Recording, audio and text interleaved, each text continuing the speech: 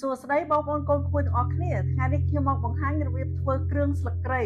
Today I'm going to show you how to make lemongrass paste with all these fresh ingredients ខ្ញុំប្រើស្លឹកគ្រៃ2គល់ 2 stalks of lemongrass and thinly sliced ហាន់វាស្ដើងៗណា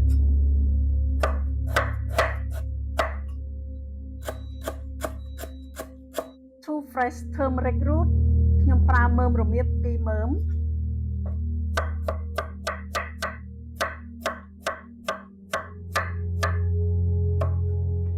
and some galangal root រំដេងខ្ញុំប្រើបន្តិច 8 slice of galangal ខ្ញុំប្រើ8ចំណិតតូចៗណាបងប្អូន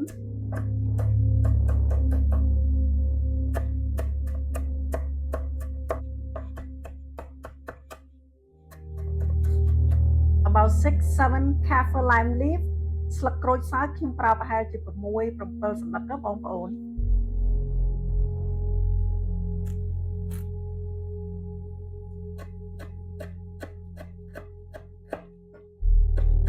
6-7 cloves of garlic.